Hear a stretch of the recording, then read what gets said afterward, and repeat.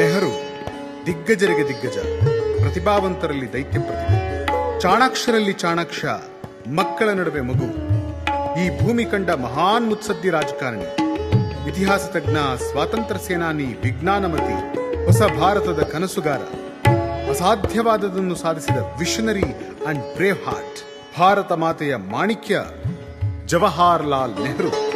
ನೆಹರು ಭಾರತಕ್ಕೆ ಏನು ಮಾಡಿದರು ಎನ್ನುವುದು ಇಂದು ಇತಿಹಾಸವನ್ನು ತಿರುಚುತ್ತಿರುವಂತಹ ಜನರ ಪ್ರಶ್ನೆಯಾಗಿದೆ.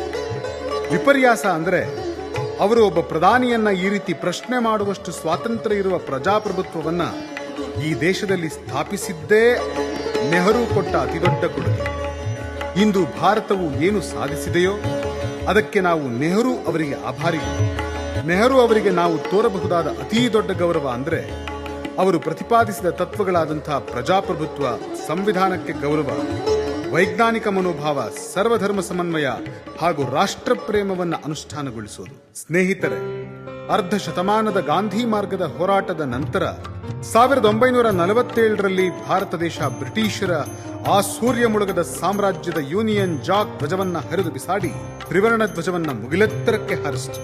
ಹಾಗೂ ಇನ್ನೂ ಅನೇಕ ದೇಶಗಳಿಗೆ ಸ್ವತಂತ್ರವಾಗುವುದಕ್ಕೆ ಸ್ಫೂರ್ತಿಯಾಯಿತು.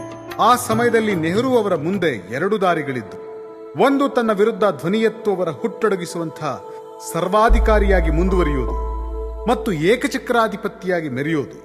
ಜೊತೆಗೆ ಇನ್ನೊಂದು, ಶತಶತಮಾನಗಳ ದಾಸ್ಯ, ದಾರಿದ್ರ್ಯ, ದುಃಖ, ಅಶಿಕ್ಷತೆ, ಅಸಹಿಷ್ಣುತೆ, ಮತೀಯ ದ್ವೇಷ, ಜಾತೀಯತೆ, ಅನಕ್ಷರತೆ ಇವೆಲ್ಲದರಿಂದ ಭಾರತವನ್ನು ಬಿಡುಗಡೆಗೊಳಿಸಿ ಭಾರತವನ್ನ ವಿಕಾಸಶೀಲ, ಪ್ರಗತಿಪರ, ಸುಶಿಕ್ಷಿತ ದೇಶವನ್ನಾಗಿ ಮಾಡೋದು.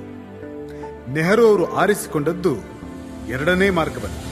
ಸಾಮಾಜಿಕವಾಗಿ, ಆರ್ಥಿಕವಾಗಿ, ವೈಜ್ಞಾನಿಕವಾಗಿ ಎಲ್ಲದಕ್ಕಿಂತಲೂ ಮಿಗಿಲಾಗಿ ಸೇನಾ ಸಾಮರ್ಥ್ಯದಲ್ಲಿ ಶಕ್ತಿಶಾಲಿಯಾಗಿ ದೇಶವನ್ನ ನಿರ್ಮಿಸುವ ಕಾರ್ಯಕ್ರಮಗಳನ್ನು ನೆಹರು ಅಂದು ರೂಪಿಸಲಾರಂಭಿಸಿದರು.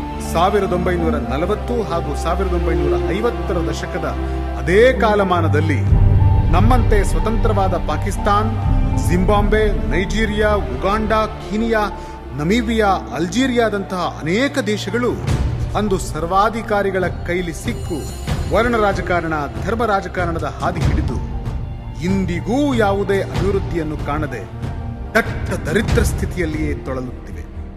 ಆದರೆ ಇಂದು ಭಾರತವೆಂದರೆ ಪ್ರತಿಭೆಯ ಆಗರ, ಭಾರತವೆಂದರೆ ಇನ್ಫಾರ್ಮೇಶನ್ ಟೆಕ್ನಾಲಜಿ, ಭಾರತವೆಂದರೆ ಸರ್ವಧರ್ಮ ಸಮನ್ವಯತೆ, ಜೊತೆಗೆ ಅನೇಕ ಸವಾಲುಗಳನ್ನು ಮೆಟ್ಟಿ ಉನ್ನತ ಭವಿಷ್ಯದತ್ತ ದಾಪುಗಾಲು ಹಾಕುತ್ತಿರುವ ಬಲಾಢ್ಯ ದೇಶವಾಗಿದೆ. ಇದಕ್ಕೆಲ್ಲ ಕಾರಣ ಅಂದು ನೆಹರು ಆಯ್ಕೆ ಮಾಡಿಕೊಂಡಂತಹ ಕಠಿಣ ಪರಿಶ್ರಮದ ಹಾದಿ ಹಾಗೂ ಅವರು ಹಾಕಿದ ಬುನಾದಿ. ಅಂದು ಭಾರತದ ಪರ್ ಕ್ಯಾಪಿಟ ಇನ್ಕಮ್ ಇದ್ದದ್ದು ಕೇವಲ 250 ರೂಪಾಯಿ, ಇಂದು 1,12,000 ರೂಪಾಯಿ ಇದೆ. ಅಂದು ನಮ್ಮ ಜನರ ಲೈಫ್ ಎಕ್ಸ್ಪೆಕ್ಟೆನ್ಸಿ ಇದ್ದದ್ದು ಕೇವಲ 27 ವರ್ಷ ಮಾತ್ರ, ಇಂದು 70 ವರ್ಷ ದಾಟಿದೆ.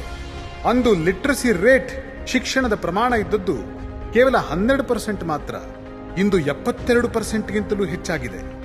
ಅಂದು ಇದ್ದ ಡ್ಯಾಂಗಳ ಸಂಖ್ಯೆ ಕೇವಲ 300ಕ್ಕಿಂತ ಕಡಿಮೆ, ಆದರೆ ಇಂದು 5,700 ಬೃಹತ್ ಡ್ಯಾಂಗಳಿವೆ ಮತ್ತು ಕೋಟ್ಯಾಂತರ ಎಕರೆ ಭೂಮಿಗೆ ಅವು ನೀರನ್ನುಣಿಸಿ ಈ ಭಾರತವನ್ನ ಹಸಿರಾಗಿಸಿವೆ.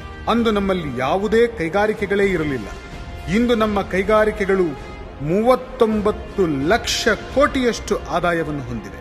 ಇಂದು ನಮ್ಮ ಕೈಗಾರಿಕೆಯಲ್ಲಿ ಇರುವಂತಹ ಮೊಬೈಲ್ಗಳು, ಕಂಪ್ಯೂಟರ್ಗಳು, ಟಿವಿಗಳು ಕಾರ್ಯನಿರ್ವಹಿಸಲು ಕಾರಣವಾದಂತಹ ಬಾಹ್ಯಾಕಾಶದಲ್ಲಿರುವ 100 ಸ್ಯಾಟಲೈಟ್ಗಳು ಉಡಾವಣೆಯಾದದ್ದು ಅಂದು ನೆಹರು ಸ್ಥಾಪಿಸಿದ ಇಸ್ರೋದ ಕಾರಣದಿಂದಲೇ.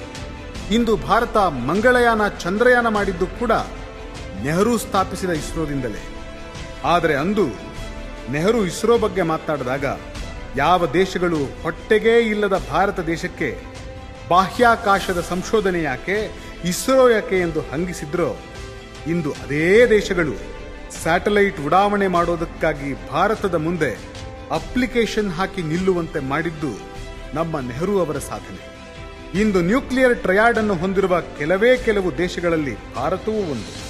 ಇದಕ್ಕೆ ಕಾರಣ ನೆಹರು ಅವರು ಸ್ಥಾಪಿಸಿದಂತಹ DRDO, ಬಾರ್ಕ್ ಹಾಗೂ ಇನ್ನಿತರ ಸಂಸ್ಥೆಗಳು.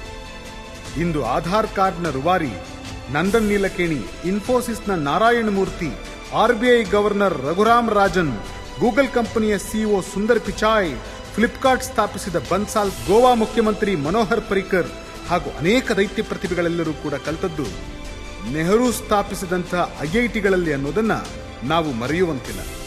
ಐಐಟಿ, ಐಐಎಂಗಳು, ಏಮ್ಸ್ ಅಷ್ಟೇ ಅಲ್ಲ, ಇಂದು ಭಾರತದಲ್ಲಿರುವ ಎಲ್ಲ ವೈಜ್ಞಾನಿಕ ಕ್ಷೇತ್ರಗಳಲ್ಲಿ ಸಂಶೋಧನೆ ನಡೆಸುವಂಥ CSIR council for scientific research, BARC Bhabha atomic research centre, national physical and chemical laboratories ಇನ್ನು ಮುಂತಾದ ಸ್ಥಾಪಿಸಿದವರು ಇದೇ ನೆಹರು.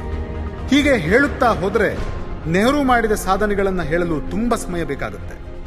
ಇಂದಿನಂತೆ ಅಂದು ಕೂಡ ಮಠ, ಮಂದಿರ ಹಾಗೂ ಮುಗಿಲೆತ್ತರಕ್ಕೆ ಪ್ರತಿಮೆಗಳನ್ನು ಕಟ್ಟುವ ವಾದ ವಿವಾದಗಳಿದ್ದವು.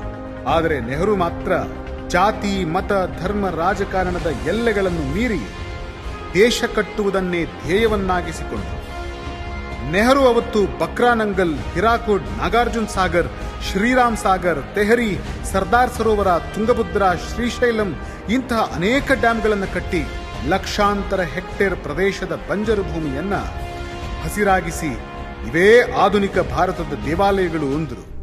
As I walked on this site, I thought the greatest temple, church, mosque, Gurudwara is a place where man works for the greatness of humankind. ಎಂದು ಬಕ್ರಾನಂಗಲ್ ಡ್ಯಾಂನ ಮೇಲೆ ನಿಂತು ಕನಸು ಕಂಡು ಗೋವಾವನ್ನು ಪೋರ್ಚುಗೀಸರ ಹಿಡಿತದಿಂದ ಬಿಡುಗಡೆಗೊಳಿಸಿ ಅದನ್ನು ಭಾರತದ ಅವಿಭಾಜ್ಯ ಅಂಗವಾಗಿ ಮಾಡಿದ್ದು ಇದೇ ನೆಹರು.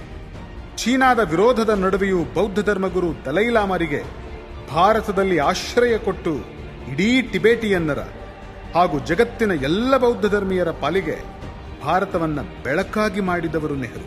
ಇನ್ನು ಜಾಗತಿಕ ಮಟ್ಟದಲ್ಲಿ ನ್ಯಾಮ್ ಅನ್ನು ಕಟ್ಟಿ ಕೋಲ್ಡ್ ವಾರ್ನ ಸಮಯದಲ್ಲಿ ಯಾವುದೇ ಬಣಕ್ಕೆ ಸೇರದೆ ವಿಶ್ವಶಾಂತಿಗಾಗಿ ಹೋರಾಡಿ ಅಂತಾರಾಷ್ಟ್ರೀಯ ಮಟ್ಟದಲ್ಲಿ ನಮ್ಮ ಛಾಪು ಮೂಡಿಸಿದವರು ಇದೇ Nehru.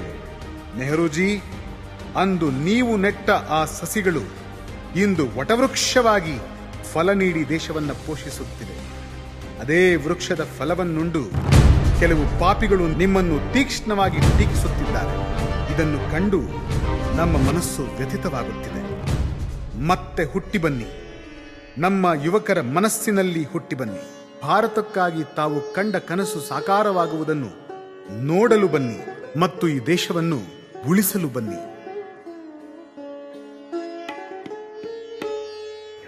Long years ago, we made a tryst with destiny, and now the time comes when we shall redeem our pledge, not wholly or in full measure, but very substantially.